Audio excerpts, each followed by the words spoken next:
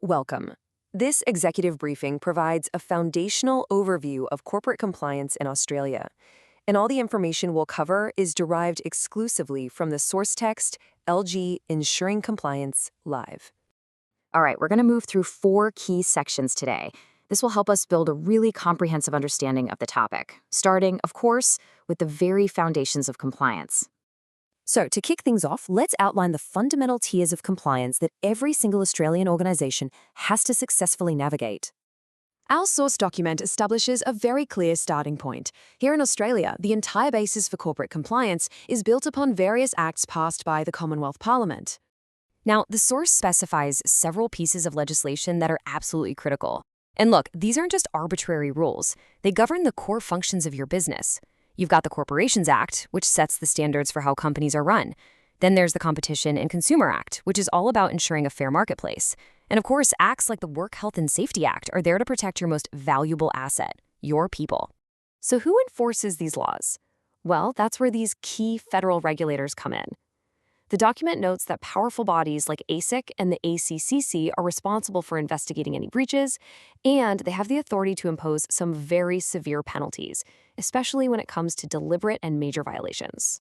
And it doesn't stop with government mandates. There's another layer to consider, the professional tier of compliance. This is managed by industry-specific bodies. Think the Australian Bankers Association. They formulate their own distinct codes of conduct and practice that all of their members are expected to follow. Okay, so now that we've mapped out the compliance landscape, let's turn to the source materials guidance on how an organization can actually build a robust and effective compliance program from the ground up. For this, the source points to a really key management tool, the Compliance Management Framework. It's based on Australian Standard AS3806, and this framework is specifically designed to help organizations proactively identify, monitor, and report on legal risk. This standard is really built on 3 core elements. It all starts with the organization showing total dedication to framing a basic compliance structure. That's step 1. This is then followed by the practical work of planning strategies and reviewing procedures. And finally, it requires the ongoing discipline of monitoring your existing methods and providing the right training. So how do you put these elements into action? The source text suggests forming an internal operations committee, giving them very clearly defined responsibilities. This team is tasked with basically everything, from defining the initial framework and assessing resources, all the way to preparing implementation flowcharts and providing reference points for any future audits.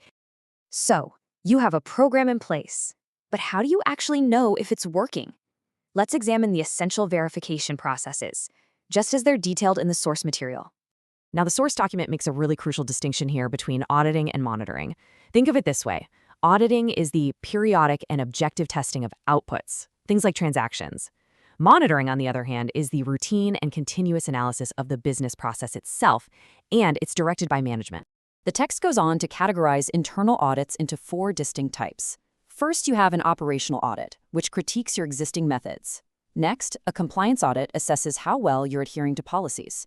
Then, a financial audit verifies your records. And finally, you have an investigative audit, which is used to recognize flaws and determine losses, often in cases of suspected fraud or misconduct. All right, for our final section, let's address the overarching legal and ethical principles that, according to our source, absolutely must govern all of your business operations. The source material makes one thing crystal clear. The relationship between a financial services supplier and its client is fundamentally built on trust. It's this trust that underpins the absolute necessity for both legal and ethical conduct. To support this, the text provides a very practical 5-step guide for making sound decisions. The process starts by considering the situation calmly. From there, you evaluate all your possible options. Then, the crucial check. You measure those options against the relevant rules and codes. Finally, you select the best solution and you continuously monitor its effects. So this briefing has outlined the core tenets of compliance as they're presented in the source document. But the final consideration for any executive is this: how do you integrate these principles so you can move beyond mere obligation and fully embed them into your organization's strategic identity?